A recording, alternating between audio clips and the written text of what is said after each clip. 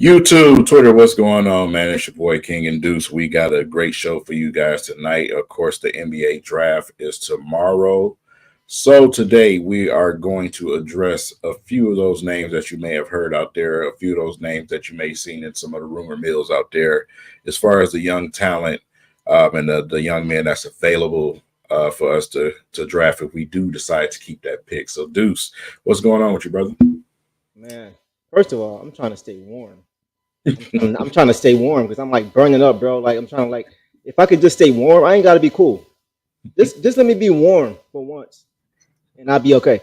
Aside from that, I'm doing all right, man. It's been a crazy day as far as news, and Twitter has been going absolutely wild. So Yeah. I need everybody to calm down, take a deep breath, and we are going to get through this together. It's a lot that we have to sort through. A lot of good opinions I'm seeing, as far as what we should do, what we shouldn't do. So we are going to get into all of it. We are going to start though, King, with the NBA draft, which is tomorrow. There's a lot of information, a lot of players we want to get to. How are you feeling about the draft? I know before you've said a few times that you looking to trade that pick, but assuming we don't, how are you feeling about going into tomorrow? How are you feeling about the draft process so far? I'm gonna be honest. This will be probably one of the few drafts where I'm not necessarily excited. I'm more intrigued to see what we do, to see what Langdon and the front office does when it comes to these young guys who we can pick and add to this team. Obviously, add to the talent that we have. So with me, it's more of I've been in more of an observative type of state than excited. Like we got a chance to get this guy or that guy. This with this draft, the talent that's available, I feel like is a lot. It's a lot of players that could maybe possibly start eventually, but right now you're going to see them first guys off the bench. You know what I'm saying? That type of talent. That's what I'm seeing right now in this draft. No guys like he's a starter day one. He's a piece of the core. That's not what I'm seeing with this draft. So right now, add a solid piece that's going to be around and actually contribute to what our team is doing. Right. We talked about that before. We both felt like the top guys in this draft, whether it's Zachary Shea or whether it's Alexandre Sarr, they probably wouldn't have gone one or two in previous drafts. Right. This is not the strongest draft from what we can see. So it's not a bad year to have the fifth pick. You know what I mean? When you want a higher pick, I was surprised. I would have thought this would have been year we got number one, just because it's a weak draft, just no hard luck. But yeah, so let's get right into it, bro. Let's talk about a couple guys. You had a couple guys on your radar who you thought we may have a chance to get. We're not going to talk about all the guys at the top of the draft that we don't have any chance of getting because we'll be here all night. So all the guys that at the top is like Alexander Shar, Zachary Shea, Reed Shepard. All those guys are probably going to be gone by the time we get to that fifth pick. So I am though curious, bro, to see Trajan Langdon's activity level during this draft. We know Troy Weaver historically was not afraid to trade up or trade to get back into the draft. So I'm keeping my eye on that. But I want to give you a chance, bro, to kind of kick it off because you had a couple guys you were talking about that you really wanted to hit on first. So I'm gonna get the floor to you. Let you start it off. Yeah. First one obviously is Cody Williams, right? Um, Offers what we can use. Simple and plain. When you watch him on the film, can shoot the three ball. It's athletic enough, to cut in the lane, get to the basket.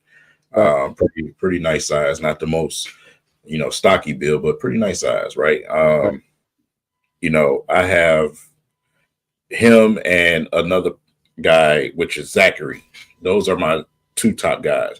Zachary magically fell. I did see a few theories where he did fall to the Pistons, surprisingly. Yeah.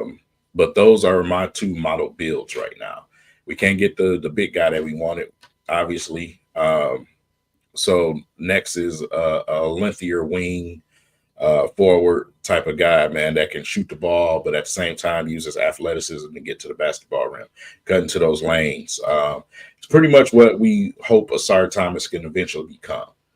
I said Thomas Thompson, I'm sorry. But what he could become, with a serviceable jump shot, the ability to cut to the rim and use his athleticism, getting those lanes, do things, right? Somebody that's going to come to the team and contribute. Those guys, especially Cody Williams, are the two guys that I was looking at. Um, there's other talent, obviously. Um, we also have Matas, Yeah, not a, overzealous. Yeah, for sure.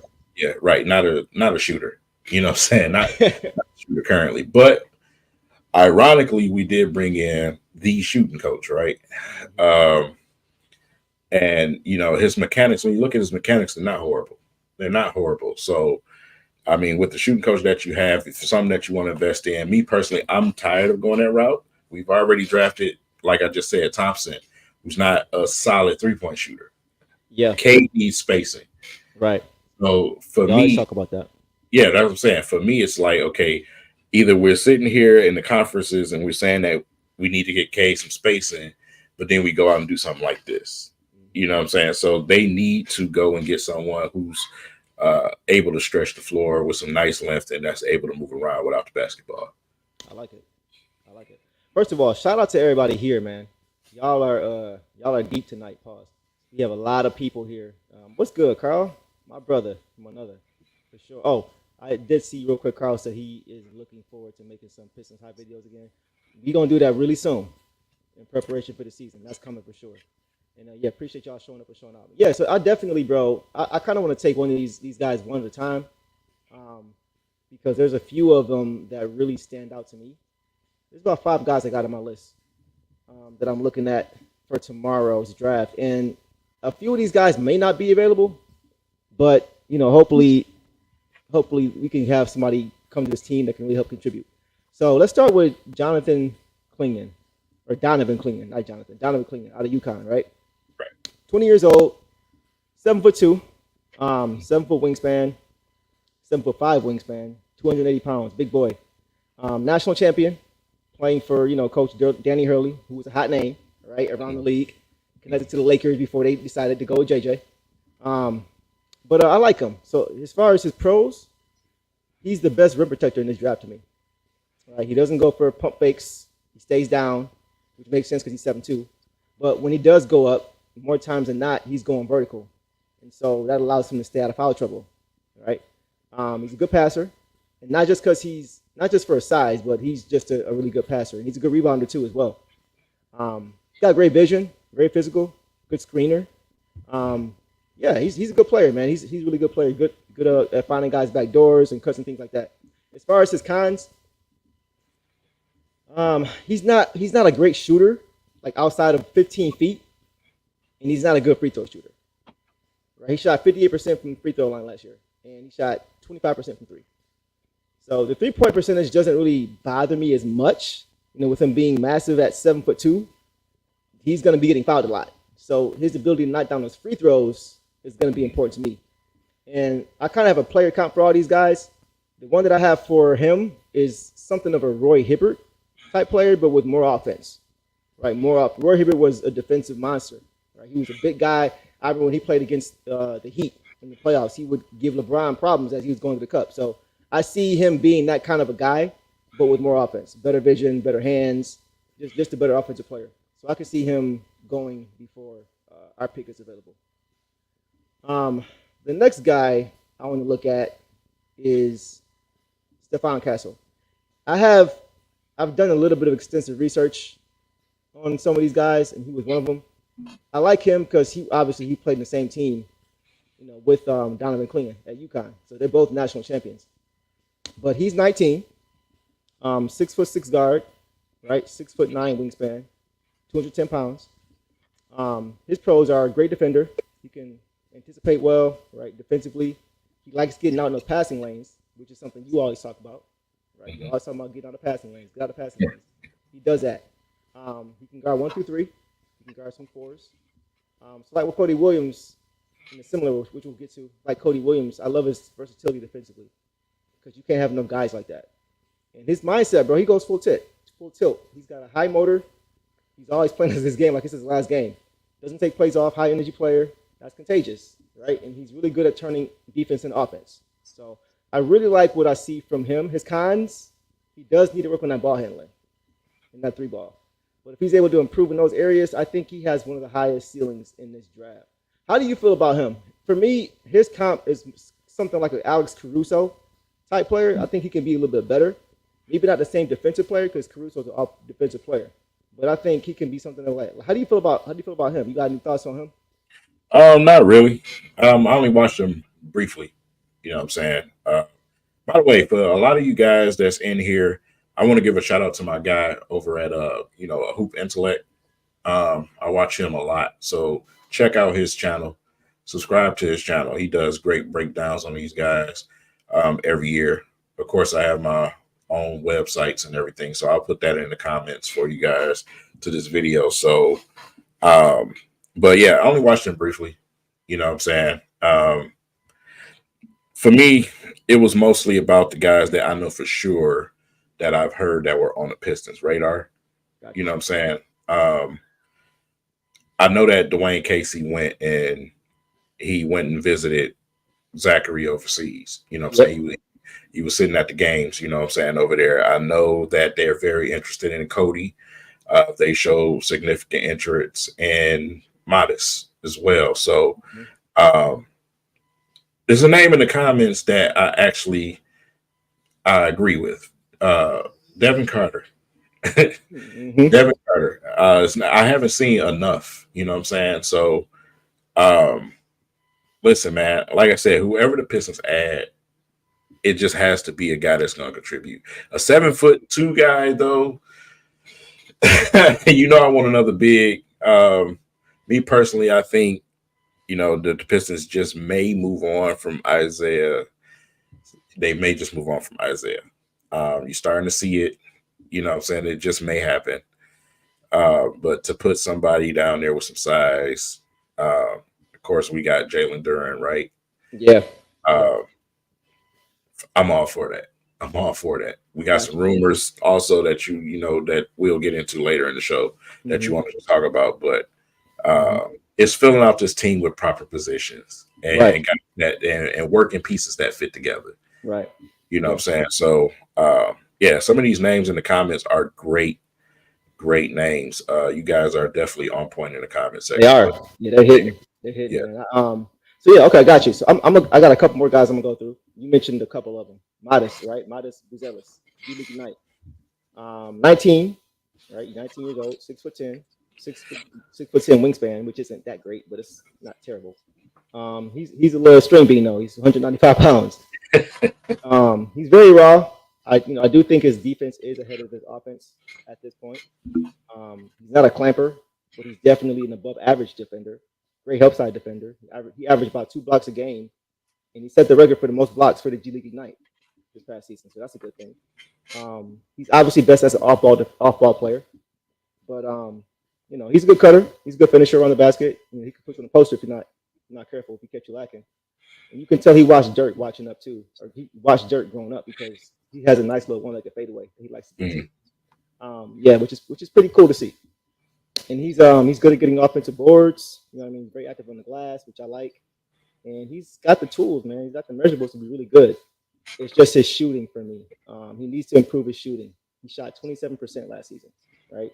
He's a Right. much better shooter when he's able to set those feet. He's Right. got good mechanics, right, on that jumper. So I expect that to go up with time. But he's got to get bigger. He's got to get stronger. If he wants to play either of those four spots, he doesn't really have a quick first step either. So I don't really see him long term as a primary offensive initiator or creator because guys are really able to stay in front. But Yeah. my comp for him is Franz Wagner. I see a lot of Franz Wagner in his game. Really rangy, not amazing at anything, but above average at a lot. Especially on defense. But I do think Franz is a better shooter for sure at this point. So that's kind of my take on Matas. I wouldn't be mad if we took him. There's a couple other guys, or one guy in particular who we'll get to, who I really do like, who I am hoping we'll take. I'll say that for the end. Thoughts on Matas? I know we talked about him a little bit. Any thoughts you have on him? My only concern is the shooting. That's my only concern. Same situation, man. Got to Yeah, have guys in here that can stretch the floor, or at least be a compatible threat out there. right. You got to have that at this point. We've seen this team struggle with that too Mm-hmm. long. It's Mm-hmm. time to finally get some guys. And whether that's going to be, I mean, let's just be honest about it. This is the fifth pick of this draft. I'm not expecting him to come in here and start. Right. You know what I'm saying? But if it's somebody that we feel like, we can get that, that developed, over a couple of years, man, where he can be someone who can knock down some shots, then I'm fine with that as well. I mean, I'm looking more towards trading and free agency to add the guys that's going to, spread the floor immediately right now, as far as starting the lineup type of situation. Right. This is a guy that's probably going to be coming in off the bench. So I have no issue with that. Modest is definitely good at a lot of things. It's just the shooting department. He's very athletic, to be honest. I definitely had an opportunity to sit and watch some real good clips of Modest, man. So yeah, he has a whole lot of game. He does. Yeah, whole lot of game. Okay. But the shooting is the only concern. Yeah, I'm with you. That's the only thing for me too. I think that obviously with hopefully Fred Benson here, whoever we bring in, he can help them improve their shooting and it won't be that much of an issue. So yeah, moving on. I've got two more guys that a lot of people have been talking about. This one particularly, Cody Williams. Cody Williams out of Colorado, right? Now Cody Williams, can you guys hear me? I'm hearing my audio is off. Can y'all hear me? If not, I can try to leave and come right back because I don't want to keep doing this stream if y'all can't hear me. Okay, let me try to take a step back and I'll be back in just a second. Okay, all right, y'all. So in the comment section, man, leave who's the absolute guy that you want to see the Pistons draft. Out of some of these guys that we just named, or if it's a person that we have not named, who's the absolute person that you want to see the Detroit Pistons take a shot at? I know it's been a lot of names thrown out there, but there's mainly been three consistent that I've seen, and those are the three that I've already discussed. Cody Williams is definitely catching a lot of flame right now as far as, the Pistons really liking him. So, yeah. We have to wait and see. We got to wait and see, okay? But, yeah, I think it's actually something building there because Andre started making some comments on Instagram that were very, very interesting. So, that's a wait and see situation. That's why I said it depends on, what we do in this draft. If we go and get a big or if we go and get a forward, you don't want another Crowder situation, right? I think they're going to move on from Zay. I think that's what's going to happen. Either that or he's for sure going to go to the bench. There's some rumors out there. We're going to get into that. I'm trying to savor that into the second half of the show and wait for Deuce to get back. But it's just going to be interesting to see what we do tomorrow. A lot of anticipation, a lot of judgment will come with this pick. A lot of, Trajan Langdon talk will come with this pick. So I think they're going to carefully consider what they do tomorrow night at 8 p.m., man. It's definitely going to be all eyes on that because us as Pistons fans, we want some type of future to look forward to. And at the same time, we want to put pieces around our guy while we have him, right? Obviously, we know it's an extension coming eventually. We want to put some pieces around, our young core and see them move forward. So if it's a guy that we can develop into a solid piece of this team, because everyone that you draft does not need to be a top three guy on your team. You just don't, man. But a solid piece and a solid addition to this team is what I'm looking for tomorrow night. Deuce is back. Let's see if he got the audio together. Y'all got me? We got you. All right. Man, my fault, y'all. I don't know what's going on. I don't know if it's a storm or what, but this has been a crazy couple weeks. All right. Anyway, back like I never left. What I miss? Fill me in. Just was telling them to put the absolute guy in the comment section that they will love to see the Pistons take a chance on tomorrow night. Okay. Shout out to you, Mr. Borges, man. Hey, all the way from Brazil. Hey, that's wild, man. Hey, that's what's up. Well, love it. I didn't want to step on your toes, bro. I just wanted to. Let me ask you this. Where do y'all want me to start? How far back should I go? we right up to Cody Williams, we could hear you. Okay. So, I'll just kind of go through that again because I want to make sure that we getting everything to everybody, right? right. As long as were you good with your point that you was making? Yeah, I'm good. Okay. All right. So yeah, let's get to Cody, man, because these are the last two guys I want to get to and we can move on. So Cody Williams, right? 19 years old, 6'8" point guard, 7'1" wingspan, which I like. He is a string bean as well, 180 pounds. So a lot of these guys, man, got to put some bulk on. He's the younger brother of OKC Thunder's Jalen Williams, which is pretty cool. As far as his pros, I like it because he's really comfortable on and off the ball. He can fit in pretty much anywhere offensively, which is cool. He's Swiss Army knife type of guy. Can do a little bit of everything. Got a high IQ, right? He's a really good athlete. But what I like is that he likes to move without the ball. Like he likes to come off DHOs, those dribble handoff action, and survey the defense. And he's able to make the right read from there. He doesn't get sped up pretty easily, which I like to see that. And if he fell to us, he would be a capable playmaker when needed. And you can never have too many of those, right? But what I like also about him offensively is he does it, like I mentioned, he doesn't get sped up. He's very patient. He knows how to use that body pretty well. Even though he's not huge yet, he's not big like a Luka yet, he still knows how to use his body and use angles well and get guys in his hip when it's manipulating that defense, which is good and important. And then to go from there, he's a good finisher with either hand. I've seen him finish with the left a lot. He's really good with that left hand, which is important running that pick and roll, right? In that DHO, you got to be able to use either hand. And then defensively, I think he can guard 1 through 3, right? Through 6, maybe even some small ball fours, right? Which is also a good thing. Being able to switch and not having to fight over every single screen, I think is important too. So as far as things he needs to work on, we talked about it. He's got to get stronger, right? He's got to get stronger. And that jump shot at times can be inconsistent, can be very inconsistent. When he's on, he's on. When he's off, he's off. So I want to see him get a little bit more consistent with that jumper. But his player comp, I'm not only saying this because of OKC, but he reminds me of Jaden McDaniels. His game, a lot of Jaden McDaniels. And Jaden is a future all-star in this league. And he's a great two-way player. So I'm not saying he's going to be a future all-star and two-way player, but I think he can be the two-way player part. I just don't know if he's going to be able to get to that level echelon player, but we'll see. And the last guy I wanted to get to, and then we can move on. This is who I actually want if we're going to stay at 5. This is who I want. Dalton Connect out of Tennessee. I don't even think that's a popular name. Maybe it is, but that's who I want, bro. I've been watching a little bit of film as much as I can on all these guys, as much time as time will allow. And I like his game, bro. So let's get to him. He's 23, right? 6'6" guard or forward. He's got a 6'9" wingspan, 210 pounds. Pros, right?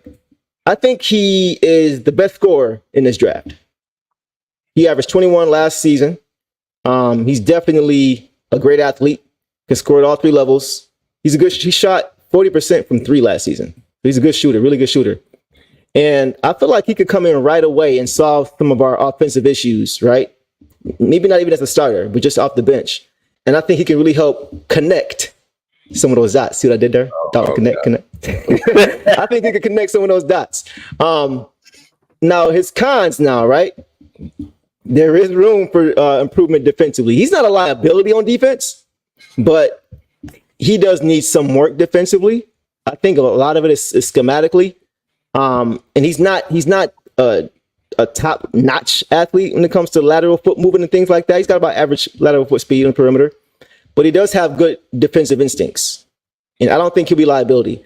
But other than that, bro, the only other thing that concerns me with him is his age, right? With him being 23, he would kind of have to come in right away and be an impact player, rotational player. You know what I mean? Not a starter, but a rotational guy because of his age and experience. So if he had like an unusual slow start, that will be concerning. But I don't foresee that really happening with him. And his player count for me is Tyler Hero. But I think he could actually be better than Tyler Hero. I think he's every bit of the shooter. And he's not just a come off pin downs, and he can do a lot of other things as well with the ball in his hands. So I like what I see from him. That's the guy who, if I had my pick, it would be Dalton Connect at number 5. You know, me personally, I don't mind older players because to me, they come in a little bit more ready.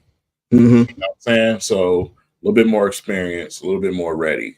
When you take these super duper young players, and then when you have a impatient franchise and fan base, it gets kind of annoying. You know what I'm Right. saying? So Right. I wouldn't mind that at all. Like I said, he's not going to be a defensive guy. That's just, Right. he can be a serviceable guy. He can get there, but Right. that's not what he'll be here for. Right. And I agree with you. Go ahead. Go ahead. Yeah, for sure. Just definitely here to shoot the basketball. Yeah. And get buckets. That's what he'll be here for. Floor spacing, right. More floor spacing. So and I have no arguments with that. That was the biggest thing. There isn't really a guy in this draft at 5, or really even in this draft that I've seen that has both. That is a great 3-point shooter, great spacer, great mover without the ball, and also a great defensive prospect. I haven't seen anybody like that in this draft. I think he's probably the closest thing to that. We know we need defense. We know we need spacing. So it's kind of like you either got to go all in on one guy's ability to play defense, or you got to go all in on another guy's ability to shoot the ball. And since we already have a guy we drafted last season, we went all in on defense in Asar Thompson. That's why I don't want Modest, because I feel like it'll be a repeat of the same kind of guy. So at least add something that you don't already have. You know what I mean? Right. Like I said, I've been seeing Devin Carter a lot. Yeah, you know what? I have to do more research on. I don't know too much about Devin Carter, if I'm being frank with you. So that's part of my homework for next stream too, for sure. Yeah, definitely not a name that's around in the Pistons universe as far as beat writers and a couple of plugs out there. Just not a name in the universe. So definitely a name that we're totally familiar with. Right. I'm gonna get to it, V. I'm gonna get to him. I'm gonna do my homework on him for sure. I got you. Yeah. Tomorrow night, NBA draft, right? Yep. Holla at me. Pistons. Trade the pick. Pistons trade the pick, man. What's your reaction to that? It depends. It just depends on what it's for or who it's for. You know what I'm saying? If they make a trade for Brandon Ingram, I need to see what else is included in that trade. If it's number 5 and what, and that's what I'm really going to learn about Trajan.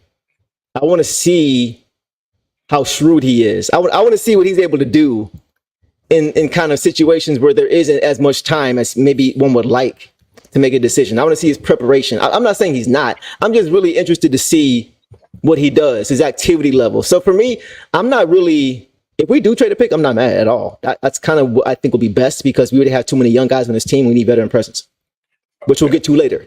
But if we do, I'm not mad at all. I actually would prefer it if we're going to do it, that's what I prefer.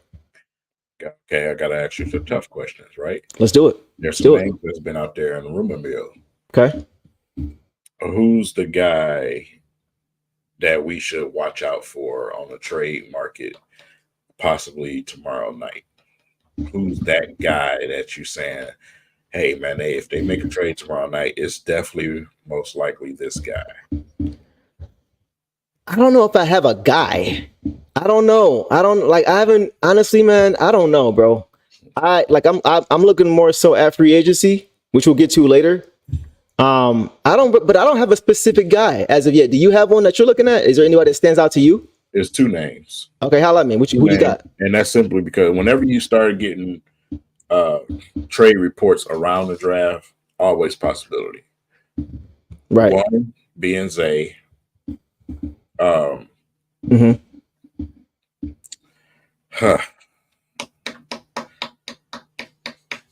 thinking? I would say the other being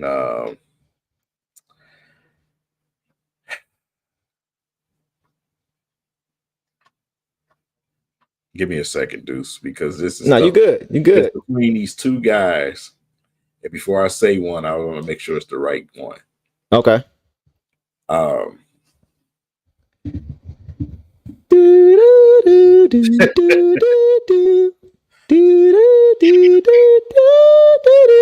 Even though we just added them last season.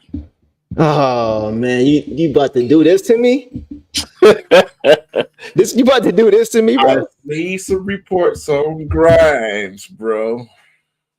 Oh yeah. Okay. So, like I said, between those two guys, those are the most reports that I'm seeing out there Mm-hmm. as far as possible trade targets. Dallas has already reached out to the Pistons. So let's move on. Do you want? There's two guys we're going to talk about tonight. One being Tobias Harris, the other being Tim Hardaway Jr. King, who you want to tackle first? Let's go with Tim Hardaway Jr. Tim Hardaway Jr. Want to go him first? Yeah. Okay. So, all right. So I saw the report today, right? Mark Stein reported that the Pistons have emerged as a potential suitor for Tim Hardaway Jr. Right? We talked about that. It's been a lot of news. A lot of Pistons fans are not the happiest about Tim Hardaway Jr. I don't know. Well, I do want you guys in the comments to let me know why you are feeling the way you do about Tim Hardaway Jr. Because I am seeing a lot of angst from the fan base when it comes to him, and I just like to personally know why, right? But that's the news, right? The Pistons have expressed as a potential, or have emerged as a potential trade destination for Tim Hardaway Jr. So, King, I have to be honest with you, bro. I do have some mixed feelings about this. And at first I was like, oh, okay, that makes sense. They've been trying to get him for a while. But let me just start with the good, right? We all know that he has a relationship with Kate, right? Tim Hardaway actually really helped Kate out with his decision to have his surgery on the shin at the beginning of the season before last. So they kind of, he was kind of a mentor for Kate through that process. And there's definitely a friendship that has developed from that situation. But now, on the other side of the trade, Quentin Grimes is the potential outgoing piece in this trade. And since you asked me, I was going to let you go first about this, but since you asked me about it, I'm going to just get into it. Tim Hardaway is entering the last deal of his contract, right? It's cap friendly, $16 million. I wouldn't be opposed to adding him to the roster, but I don't think I like the idea of trading Quentin Grimes in order to get him. Because I don't even feel like Quentin Grimes has been given an opportunity, bro, to show what he can do when he's healthy. He played six games for us last season. 6. Yeah. Because he came over midway through the season and he got hurt. He got hurt immediately. So I don't think that's a big enough sample size to say we should move on from him. I feel like he could be a rotational piece for our team when he's healthy. And I like the shooting and defense that he can provide if he's healthy. That's the first thing. That's number one. The second thing is if the Pistons make this trade, they better get some assets back. They better. First round pick, unprotected picks, second round pick. I don't care. Get some assets back. Period. Now, because like you think about it, this is the perfect time, bro, for them to absorb big contracts. They got over 60 plus million in cap space, right? They must demand draft capital back in return. If they do that, I would be sad to see Grimes go because it's like, what if we didn't give him a chance? He got hurt, but I will consider it. But again, it's all about absorbing contracts for assets.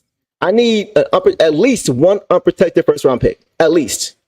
For me, it's all about the assets, bro. Like ideally, Tim can be a solid veteran locker room presence for a team that has none. And then come next season, you look back and you basically traded Quentin Grimes for a draft pick. And then Tim's veteran presence, you have it for 1 year. And so if they don't bring him back, the Pistons will have that $16 million back in cap space just like that. So I think if we're going to give Kate a max extension, which all signs point to, I think at this point it's important to get guys around him that he's comfortable with and will pair well with him on the court. I think after these past couple of seasons, with the roster not being constructed well around him and a coach that essentially didn't care to be here, I think the franchise player deserves that much. So if you're going to do this deal, okay, do it. You include Grimes in the deal, fine. Get at least one draft pick back, period. If you're not doing that, you might as well wait until he's a free agent to go get him. That's my take on that. What's yours? Knock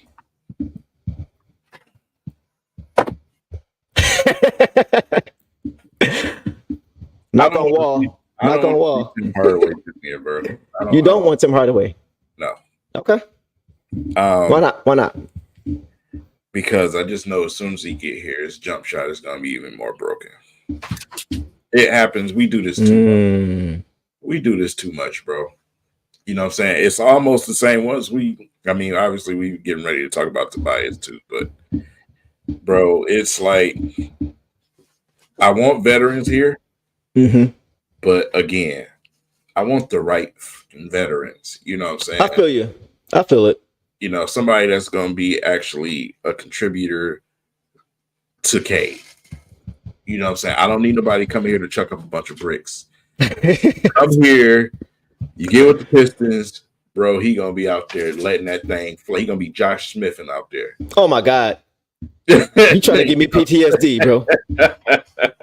You trying to have me like Winter Soldier when they were saying those keywords to him and he was about to lose his mind, bro. Go ahead. Yeah. At this stage of his career, I just don't.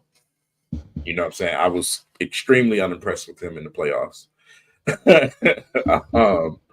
Yeah, I just don't want to do it. I don't want to see Tim Hardaway Jr. in a Pistons jersey. I don't. And I love Tim Hardaway Jr., but I don't want to see him in a Pistons jersey. That's just me personally. I feel it. I'm not mad at that. I know what you mean when you talk about getting guys too late in their career and things like that. You know, I do understand it. He did. I know he had that. He didn't play well in the playoff. He did have that one game where he had like five and threes in a row or something like that, something crazy. But to be fair, it was against bench warmers. If we're being honest, right? The game was over. It was already in hand. He finally got a shot back. He's a very streaky shooter, right? He's a very streaky shooter. So I personally would rather have somebody who is more reliable as far as their play and their availability. You know what I mean? It's tough when you're not a consistent 3-point shooter and you're not consistently healthy. You can't not be both. Both of them. Yeah. On a team that's not as trying to start winning. Right. You're not on a team that's winning already, one that's trying to start winning.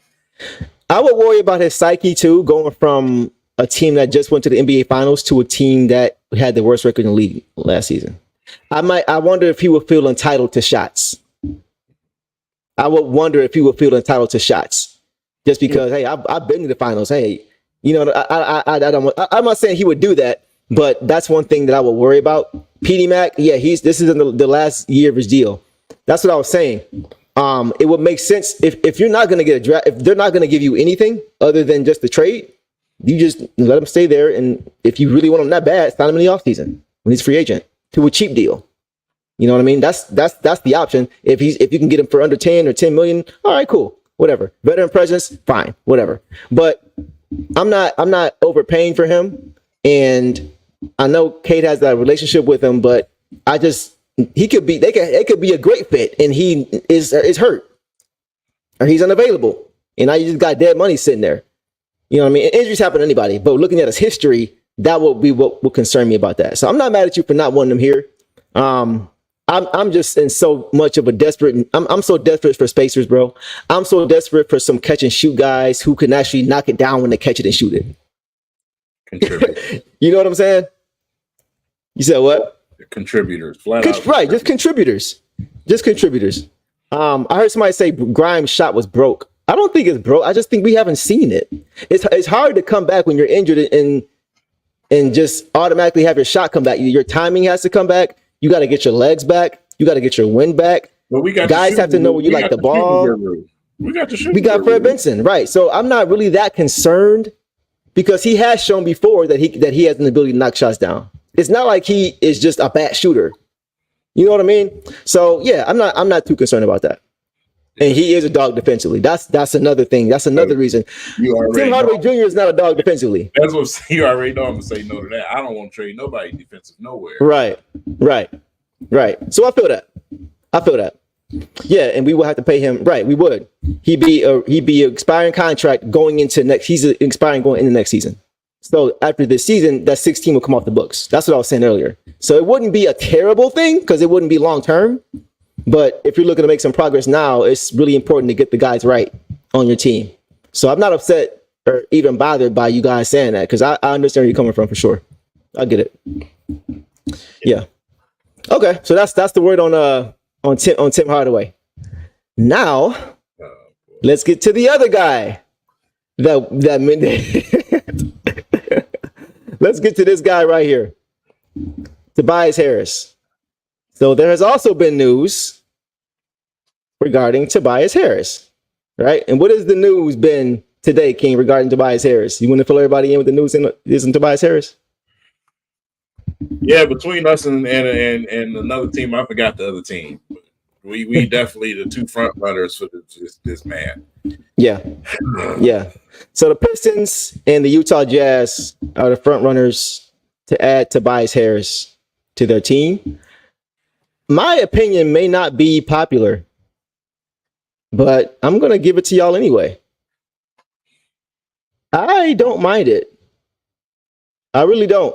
First of all, it's crazy. It's been 8 years since we added him. Isn't that crazy? It's been 8 years since we added him back in 2016. But let me just go through his stats real quick, and then y'all can jump on me if you want. But I'm gonna say it anyway. So when he was here, he averaged 16.8 points, 5.3 rebounds, 1.9 assists, right? 47% shooting in 32 minutes.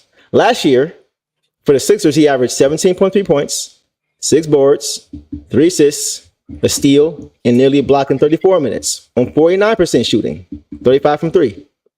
Better numbers than when he was here. So I know you have your thoughts. I'm gonna give you mine first, and then you can give me yours as well. I'm gonna tell you this, bro. When he was here, I loved when he was here. He has family ties here too. His younger brother, Terry, actually played for Eastern Michigan. For those who are not aware, his younger brother's name is Terry Harris. Look just like his twin brother. J. Cole. J. Cole's twin brother, right? So he does have some family ties here. I think that may be part of the reason why he may be interested in coming back here. I don't think it'd be more so for the money. I think it'd be more so about situation. And honestly, bro, I was sad to see him go in that Blake Griffin trade. To this day, that was still a mistake to me in my mind. So Tobias is not an all-star, right? Never has been. But he was very solid and steady. He can spread the floor. He can create offense for himself. He can score in a lot of different ways. He plays within the offense. He doesn't stagnate the offense, right? And I know this past season wasn't his best. I know this past postseason was not his best. I get it. I know in the last game of the season for the Sixers, he scored 0 points. Yes, he did. That's not good at all. I get it. I knew that's probably where you were going to. But look, I'm not going to judge him off of that, bro. I'm judging him off his career. He's only 31. Mm-hmm. He's been consistent throughout his career. When he's been asked to play his role, he's not going to come here and try to be the guy offensively. He's going to be a complimentary tertiary scorer who can spread the floor, give a spacing out of that pick and roll. I don't mind him in the corner. You know what I'm saying? I don't mind him in the corner, providing us more space. He's got a solid post game, good free throw shooter. He's a good player, man. Defensively, he's not great. He's not terrible. He's solid. He's a willing defender. He's not great. Like you probably gonna get to it, but he's not a liability. Look, bro, we got $60 million in cap, right? Every year you got to spend all of it before the start of the season. You can't carry it over like you used to be able to do. You have to use all your cap before day one of the regular season. So to me, this is one of the better moves they can make based on what they need. We talked about with Dalton Connect, how we need spacing or we need defense, one or the other. He provides spacing and he can be a tertiary scorer. He's not the greatest defensive player. We talked about it, but he fills some needs. And also, lastly, one of the biggest things I like about Tobias is he is a consummate pro. Now, we always talk about having a veteran presence here, having somebody who's going to take the game seriously. That's Tobias Harris. He takes the game very seriously, and he would set a great example for these young guys. He's like a robot. He does the same thing every single day, the same way. He's got great habits, and I think he can help these young guys build good habits for themselves individually and as a team. Like I mentioned, he's 31 years old, bro. And yeah, man, I won't mind it as long as the contract isn't too crazy, right? As long as it is not too crazy, I would not mind bringing him here for a couple years. So what are your thoughts? I see you with a scratch in your head. What's going on? That contract better be a merchant's deal, I swear. To bring it back. And for my guy V, everybody didn't like Tobias Harris when he was here. I was one of the people who didn't like him. You know why? Really? Sucked on defense. Help side defense is 0. It's a shot chucker. I can't stand him. He's gotten better though, bro. That was a long time He's ago. not good anymore, Deuce.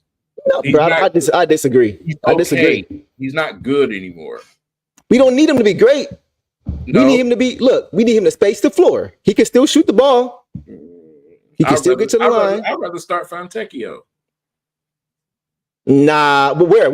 Okay, I'm glad you said that. Because now the question is, come here, he ain't playing for. That's what. Okay, so look, that's the question. So look, so one of the I'm gonna take you back down memory lane. You remember this? One of the disadvantages we had against Cleveland in the playoffs was our size at the 4. Right? We had Marcus Morris playing the 3, Tobias playing the 4, and with Tobias being 6'8", Kevin Love was punishing him. He was punishing him in the post every single. Like LeBron was just playing chess. Here, go to work, K-Love. Right? It was cringy to watch. And I know he played the 4 last year for the Sixers, but that resulted in what? Playoff exit. They lost to the Knicks in 6 games. Right? They got plenty of guys over there. So to me, he needs to play the 3. I don't mind the 4 in small ball matchups, but the league, as we've talked about, King, is going back to that 2 big lineup. Right? You look at Minnesota, Denver, pretty much Milwaukee, Boston, all these guys, like all these teams have implemented that 2 big lineup, and more teams are starting to do it now. So if we sign him, I'm starting him at the 3, and then he has to go to the. He has to. He absolutely has to, bro. So like my starting 5 is this. This is what I would envision. My starting 5 is Cade, Jaden, Tobias. This might surprise you, Stewart, and then Duren. Now hear me out. I know a lot of people don't think Isaiah Stewart is a starter. Right? But I think he would fit well with this lineup. Because now you got guys who can provide spacing. He doesn't have to do too much scoring. Because now you got Tobias carrying some of that load. And then he could guard, we could have our guard play can help facilitate these easy baskets for him. Especially with Tobias also providing that spacing, right? So I know a lot of y'all don't think he's a starting 4. But to me, he's the best option at the 4, given what we have. Right, with the 2 big lineups, that we would have that. And I know you mentioned Fontecchio, but bro, he's only 6'7". He's 6'7", 206. Tobias is 6'8", 236. So if I don't want Tobias at my 4, I definitely don't want Fontecchio there either. You see what I'm saying? I mean, that's why I would say Stu. Anyway. That's why I would say Stu, though, is the best option in that lineup with Tobias. Because now you got a pretty balanced starting 5. You got shooting. You got some defense. It's not the most, but you got some defense. You got a 2 big lineup. You've got spacing. Stu is not asked to score points. He's just asked to do the dirty work. It's kind of constructed pretty balanced. Tobias is not out of position at the 4. He's back at the 3. He's not undersized. You see what I'm saying? You still got Duren. You still got Stu. You got Caden. You got Ivy as your guards. That's a pretty balanced starting 5. You see what I'm saying? In that situation. That's why I think Stu can start in that situation. What if you can have okay, who would you rather have? Miles Bridges or Tobias? Miles Bridges, come on now. So if you got Miles Bridges, you put Fontecchio at the 3 with Jalen Duren at the 5. You good with that? Stu coming off the bench. Yeah. Absolutely. A backup big. If get lucky, we get Drummond. Backup absolutely big. Right. It's more balanced. 100%. I'm with y'all. Miles. I'm just talking about Tobias because that's what has been reported. If Miles is an option, absolutely, it ain't no question. It's nothing to think about. Stu can be the backup 4. Miles is your starting 4 with JD. Yeah. I don't mind Fontecchio with the 3. Let's go. I may even consider. Well, I wouldn't put a start. Well, maybe even a start at the 3 at that point, depending. But that's a different dynamic. But yeah, definitely, if you have a Miles Bridges here, yeah, come on, absolutely, all day long. But I'm not opposed to Tobias. I do think he can help. He wouldn't help the same way a Miles Bridges was, but he was responsible for about 6 wins for the Sixers last season. So he's still a player that can come in and contribute. It just won't be, probably the splash that I think most people are looking for. Yeah, because those are 3 names that I've heard. Is obviously Harris. I've seen some things with Bridges. I've seen some things with Kyle Kuzma still. Yeah, right. So those type of veterans, right? Come in and contribute. Tobias ain't gonna contribute on defense. You can knock down Right. shots here and there. You Right. know, man, I just don't. Like I said, it doesn't matter who we bring in here. What matters is the coach. The coach has to come in here and demand that respect and say, "Listen, you Yeah. ain't gonna go out there and be a shot chucker. Right. We tired of making guys that's the fourth option on teams come here and try to be a number one option. Like we done with that. No more Bojan Bogdanovic Right. situations, right? So Right. at the end of the day, which for me personally, I wish we would have had a coach before going into this draft so he can put his twang on it too. But the coach is going to say everything for me. What you're going to demand out of these players, what type of role they play, what type of system you're going to create for these guys to be successful in. So if they go and get a guy in Tobias Harris, I'm not going to argue with it. I'm not going to argue with anything they do. I'm going to give them they just do and say, hey, listen, maybe you bring the right guys in here to get it right with these guys that you brought. Right. We all hold them to that test. All of us Pistons fans are. So that's a good point. Yeah. That's a good point. It's a lot of answers, a lot of questions that need to be answered because there's a lot of different combinations you can go with. And we haven't even made any moves yet. Yeah. So you're right. It's really going to come down to how the coach sees fit as far as putting these guys together in the best position to be successful and who that entails. You know what I mean? Who that means. So you're right. We're not going to really know anything until we have our coach in place, and then we can kind of have more of an idea of what his vision is for the team, along with whoever the GM is going to be. Right. Because you don't have that either. Right. And I'm with V. I'm with you, V. Like you said, I think V said earlier that he doesn't want Fontecchio playing more minutes than Asar. I'm with you, bro. 100%. I'm with you. Because once again, we're not contending yet. We want to win more games for sure. But we also want our guys to grow as they're winning games. And the best way to grow is to be on the floor. So even though he may not be the spacer that Fontecchio is, our identity at its core is defense. You know what I'm saying? So I think that would be ideal because we would kind of be lacking some defense with that lineup. So having a star in there as a 3, I'm with that. I'm with that for sure. One more thing about Tobias. Contract talk. I think you said it needs to be a very friendly contract if we were to even sign him, right? His last contract was 5 years, $180 million. That's $36 million a year. I ain't paying you that, bro. I ain't paying you that. You know what I'm saying? Like maybe 25, 30, maybe. And that's just because we have the cap space to do it and we have to spend it. And beggars can't always be choosers. You know what I'm saying? So if we can get somewhere in that 25 to 30 range, something like, I don't know, like 30, like 3 years, 85, 90, you know what I'm saying? I'd do that. But like you said, it has to be the right contract. Otherwise, I'm not about to overpay for Tobias at 31. I'm just not going to do it, especially when he doesn't provide all of the things. Like you spend that kind of money on a guy that's providing everything that you need. You know what I'm saying? Not a guy that's giving you 1 or 2 things. So yeah, it can't be a ridiculous contract for sure.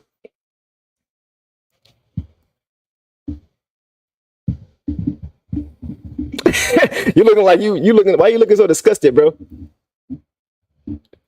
I lost you. I can't hear you. I was thinking about that contract. With Tobias. Duran was 19 last season. Duran has all the tools in the world to be a defensive player again. Once again, I'm gonna say this again. Coaching is going to play a monumental part on the identity of this team. Whatever coach you bring in here needs to bring the identity with him. There's no reason Duran cannot be a dominant player on defense. Right.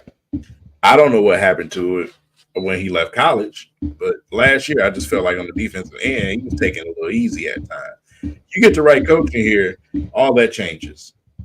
You know, another year under his belt, he's learning now how to prepare like a professional, getting his conditioning a little bit better. So he to do that. Listen, I have no reason to believe that he actually cannot be a really defensive center. But we talked about this. For me, it's not about his ability. It's about up here. It's about staying locked in and not jumping off the boat because you are having one of the worst records in the NBA. I'm telling you, man, I've said this before. I'm going to say it again. I'm going to keep saying it. It's not about the ability, y'all. It's about the want to with JD. He's a very smart player, man. Like I said before, who was he coached by at Memphis? He was coached by Penny Hardaway, Rasheed Wallace, and Larry Brown. That's a dream. Yeah, that's a dream. And Penny Hardaway was the coach, was the head coach. You know what I'm saying? So like one of the best point guards to ever play the game. So it's not about ability with him. It's about maturity with him and staying locked in. Because there's so many plays I would see him taking plays off. If you pay attention, his first season, he was doing things that he wasn't doing this past season on both sides of the ball. I'm talking about even offensively, finding cutters. Like even his vision looked a little bit different his rookie season than it did last year. He just wasn't as engaged this year. That's the biggest thing for him. It's not really about the ability. He has the ability. I'm not saying he's a perfect defensive player, far from it, but he's much better than what he's shown us this past season. That's for sure. And hopefully he can get his mind right, erase last season, because that mental part of it, that professionalism part of it, that consistency part of it is just as important as the ability. Listen close, Pistons fans. Get last season out your goddamn heads. Facts. Please. All of that bullshit and garbage that we seen last season, please get that out of your minds. Yep. Those players were put in the worst situation last year. The worst situation. Yep. This team is obviously going to be structured a little bit different this time around. There's going to be some spacing this time around. So things are going to be a lot different this time. Yep. So let's just stop putting tags on some of these young guys because of what we watched last season. Let's not do that, please. Totally different situation. Yep. Listen, Trajan Langdon said himself, he's holding these players accountable, man. You know what I'm saying? So starting in a leadership position like that, I'm probably sure he's going to be holding those coaches accountable too. Absolutely. They have to do their job. So again, coaches bring the best out of players. That's what they're there for. Yeah. That is their job, is to put them in the right position to win basketball games. Period. We all know the coach last year that we had obviously just wasn't there. You know what I'm saying? Yeah. Let's give it a chance, please, and erase that season. Let that season die, please. Yep. Exactly, Patrick, right here. We gotta. Yeah, he needs somebody to pass the ball to, man. We need. I don't want to see 8 or 10 eyes on Kate next season every time down the court. Yep. Where they're not even paying attention to the guy. I don't want to see that. That was disgusting. That was disgusting to watch. It made them so predictable and so easy to defend. They didn't respect any of those guys. Even with a guy like Isaiah Stewart, who got better from 3-point, they didn't respect him either because he just started shooting him. You know what I'm saying? Like, so we need guys that are respected on the basketball court as far as I'm not about to help off just because this is their best player. You know what I'm saying? Like that's what I'm looking to see next season. I need to see defenses kept honest next season. That's what I'm looking for.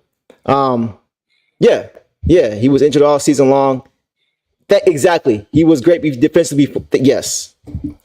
So just pump the brakes on Jalen Durant. I'm hearing a lot of these Nick Claxton stuff. I am not spending 20. We just talked about spending $25 million on Tobias. You're going to spend $25 million on Nick Claxton when you have Jalen Durant? I'm not spending $25 million on a tool man. I'm sorry. Yeah. Yes. Right. Sorry. A specialist. He's a defensive. Can you call him? I mean, he's good defensively. He's not Rudy Gobert. Yeah, he's good defensively, but I'm not paying him 25 when I have Jalen Duren. We talked about I think V talked about what we all talk about, King. We all talk about having our young guys being able to play together and play in all these different things, get these reps in. And V just talked about how he didn't want Fontecchio playing over Asar, right? Mm-hmm. Then why do you want to pay $25 million for a guy to play more minutes than Jalen Duren? Make it make sense. Like, what do y'all really, not y'all, but everybody, what do we really want? Do we want our young guys to play together and grow? Do we have that patience to do that? To be Or honest, over the years, Deuce, fan base don't know what the hell they want. Because we go and we draft players, right? We draft players, top 5 guys. We make trades and get players, whatever it is, right? We don't want to let them develop for nothing. I don't understand it, bro. I understand the record this season has magnified the patience and making it hard to be patient, but you got to stay the course. You can't just change your whole vision over a season. And I know it hasn't just been one season. I know it's been bad. But you still can't allow, if you truly believe in your vision, if you truly believe in these young guys growing together, nothing should shake that other than them showing you it's not going to work. That should be the only thing that changes your mind on these young guys growing together, is if they showed you with a big enough sample size that this don't work. They're not good enough. They don't fit. They don't take the game seriously enough. They're not healthy enough. Those are the kind of things you look at and say, yeah, it's time to move on for these guys. Not like a playing time.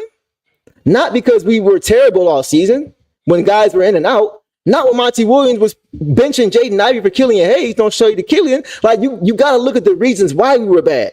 Do those reasons we were bad line up with the vision? Does it line up with the vision? That's all I'm saying. Yeah, that's where I was going. Hold your coaching staff. Yes. Hold them accountable. You know what I'm saying? Because you look at around the league, you got young players on all types of teams. Some of these coaches around this league are bringing the best out of a lot of these young guys, man. Mm-hmm. There's always a guy on the team that you never even heard his name before. He'd be like, why is this guy killing us? You know why? Because that coach put him in a great position, and he's bringing the best out of that guy. Yep. That's why. Yep. We always face those type of players. Yep. You know what I'm saying? So, listen, bro, put it on your coaching staff. Get off the damn players, bro. Yeah, man. Thinking of what your organization did. Bro, your organization did, that front office did, your owner, your co-owner, Mr. Tellus, all of those guys, pay attention to the crap that they was doing. Let's back off the kids for a second, because these dudes, like I said, we talking about 19, 20, 21-year-olds. Exactly. Guys, man, these guys coming in the league 18, 19 years old. And putting the world on their shoulders. And you got so many guys shuffled in and out of the G League from the NBA. They can't develop no chemistry. You got all these guys coming in. Malachi Flynn come in 1 week, he's out one. Like, you can't develop any. You expect 19 and 20-year-olds to play well when they haven't played together, and their coach doesn't seem to care about anything. And then you want to trade them? You don't got solid veteran leadership on your team either. No veteran, you don't even have the second tier of coaching, which is the guy that's on the bench, the guy that's in the game, that's actually showing these young guys something. You didn't have that either. You just had a couple of shooters around here. That's it. That's it. And you didn't have a guy when Cade was going off on Monty, trying to get him to care, when he's practically like trying to not yelling at him, but like, come on, bro. Like, do you see what happened? And Monty just looking at him like, there is no veteran presence to pull K to the side, bro. Chill. It's straight. We gonna get they had to do it for each other. You know what I'm saying? So you gotta look at the why, man. You can't be trading these guys already when they haven't even played. We talked about Caden and Jaden. They played a whopping 68 games together out of a possible 164. And you talking about trading Jaden Ivey. Ivey getting benched for reasons we still don't understand. As if he was the only guy who was not playing great basketball. You're going to single him out, and you're trying to trade him? I'm just saying, y'all, just think about the why for a minute, because a lot of y'all, man, just want to make moves to make moves and think that's going to make it get better. That's making changes doesn't make it better. It could also make it worse. It just prolongs things. It just prolongs it. You can't just sweep it under the rug and expect it to get better. No, bro. Only trades that work when you trading for superstars, man. And that ain't what we're doing right now. No. No. Exactly. So yeah, that's my only gripe, man. It's just just pump the brakes on these young guys, man. Like, Ivy's been here, he's played 2 full seasons. Cade has played 2 full seasons. Maybe, possibly. JD's played 1.5? Stars played half, 3/4. It's what are we doing? What are we doing, man? So I'm gonna get off that. I'm just I'm done with this trade these young guys talk, man. It's what was the point of even drafting them then? What's the point? I don't see other teams trading their draft picks after 2 years. They're not doing it. Yeah, they're not as bad, but they're still not doing it. That's the point. They're still not doing it. You can't let that change the vision. You can't let outside stuff that didn't matter when you created the vision to change the vision. You just can't do it. So that's all I'm saying. I'm gonna leave it at that. I'm gonna leave it at that. Somebody asked about Julius Randle. If you would trade for Julius Randle, would you trade for Julius Randle, King? You on mute. I don't want him. New York don't even want him. I don't want him. Ooh, I mean, but we know why New York showed they didn't need him. Yeah, he didn't even play last year. Bro, Julius Randle is known for being a shot chucking machine. He is. If he comes here, he's going to go plutonium. Is he Blake Griffin 2.0? Oh my God, man! Probably even worse. That man is everything, man. Yeah, I think he's one of the biggest ball hoggers I've ever seen in my life. I think you're right. I think Blake was probably better than him. Yeah, at this stage. If it was, the reason to pass, but right, bro, this dude is a ball hog for real. You're right. I agree. I don't want him here either, honestly. And he's not a great defender. You know what I'm saying? Like, I'd rather have Mitchell Robinson instead of Julius Randle, because he's gonna be asking for a bag. You know what I'm saying? And we can't forget about Obi Toppin. I'm not mad at Obi, to be honest. I ain't mad at Obi. Yeah, I would take him over Julius Randle. First of all, he plays. He's available. First of all. And you know what I'm saying? That contract is way less. And yeah, I wouldn't mind him with a JD. I wouldn't mind that. He can stretch the floor a little bit. He's a great athlete, one of the best athletes in the world, at least as far as NBA is concerned, right? I saw a video of him and LeBron going dunk for dunk, and he was making LeBron look very 40 year. He was making LeBron look like he was 40. LeBron was still getting up, but Obi is just he's athletically otherworldly, man. So I would not mind him at all. I saw what he did with Miles Turner last year as a power forward. Yeah, he looked good, man. He looked good. I would not mind that at all. But as far as this right here, I don't know about this one. For the money he's gonna ask, I'm straight. I'm straight, bro. Here's my problem with Paul George. Paul George still thinks he's Paul George from Indiana. That's my problem with Paul George. So it will be another situation of getting, probably to a little bit of a lesser extent, but getting a guy way past their prime, like we've done for years. That still and overpaying for him. Yeah, that still think he's in it. That's it, right. And I feel like he would take the ball out of Cade's hands too much, take the ball out of Ivy's hands too much. I feel like because of what he has accomplished in his career, that he would be given more rope than he should. I don't want, you know what I'm saying? Like, I don't want the ball in his hands at the end of the game. I don't want that. I want it in Cade's hands at the end of the game. I want it in Jaden's hands at the end of the game. I don't want it in his hands. Paul because George, once again, from first of all, he in LA, you know what I'm saying? Paul George moving from there to come to hell, because a lot of these players in the league consider this hell right now. Yeah. You know what I'm saying? So that's not gonna happen, man.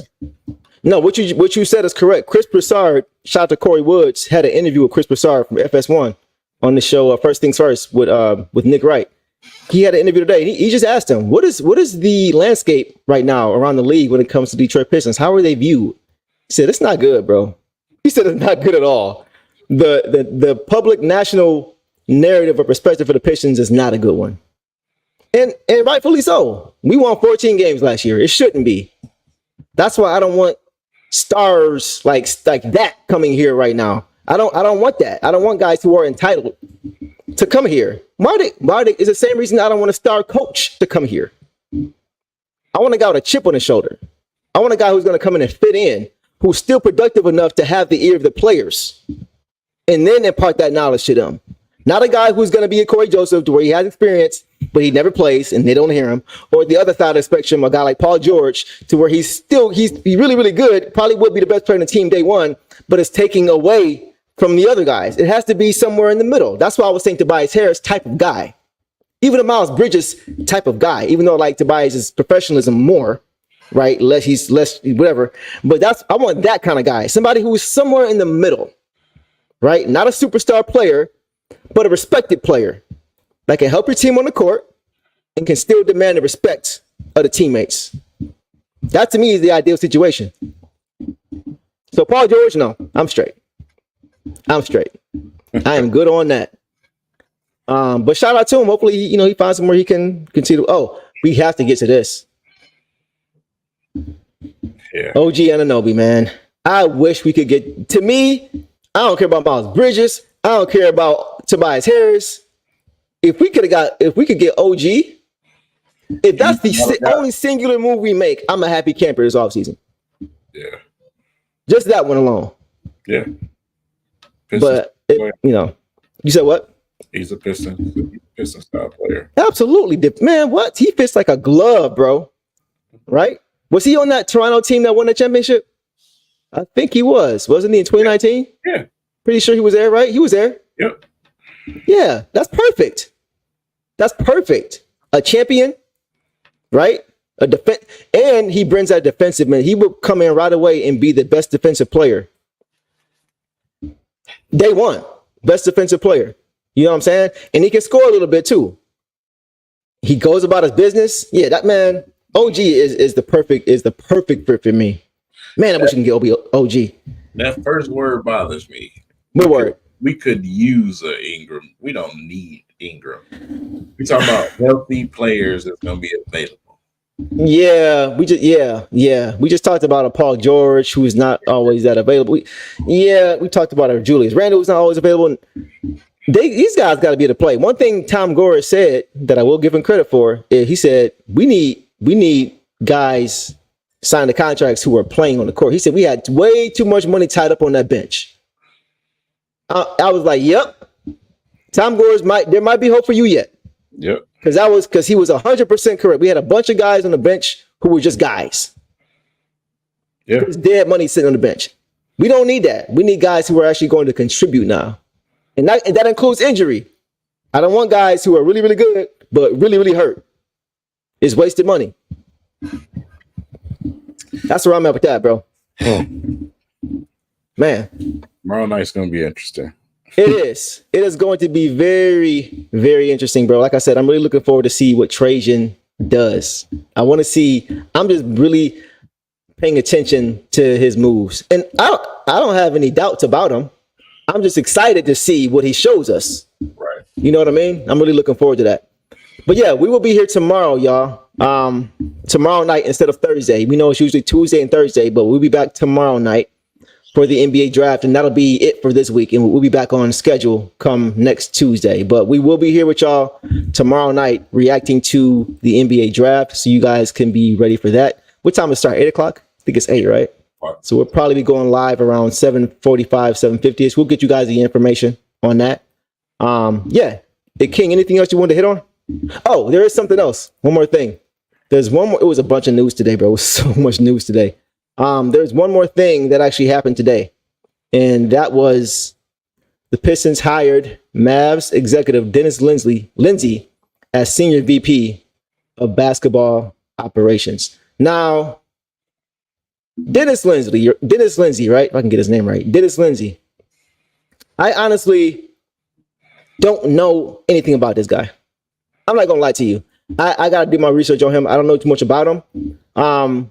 But if I am being honest, I did think about the fact of, or the possibility of, is this connected to the Tim Hardaway rumors with him being with Dallas? I don't know for sure. I have not heard anything regarding it yet, but it is kind of interesting that those two reports came out on the same day, and both of those guys were at Dallas. Right. Just something to keep in mind. But if anybody has any information on Dennis Lindsey now, we can definitely Yeah, PD. I did. Hey, man. You know, I gotta bring it up. I gotta highlight it, bro. I'm not trying to. Let me knock on wood. Just because I know y'all do not want to Hardaway here.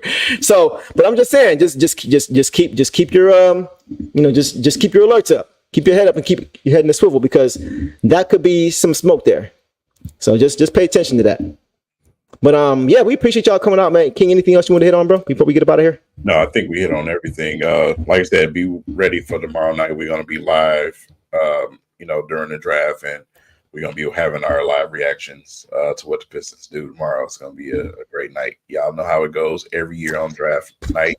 Even though it's not the greatest draft, we still going to have a party like we always do, man. Bro, for y'all who were here last year, y'all remember how pissed off we were during this, well, not even the draft, but just the lottery process, bro. The lottery process was, I ain't even gonna do it. I don't even know why I brought that up. My bad. Forget that. Yeah, so we're gonna have a good night tomorrow. And we're going to enjoy it. We're gonna enjoy y'all having y'all here with us. And yeah, man, if we get anything else in the meantime, between time, we will definitely be sure to put y'all on that. So we gonna end it there. And King, as always, Detroit versus everybody. See y'all tomorrow. Peace.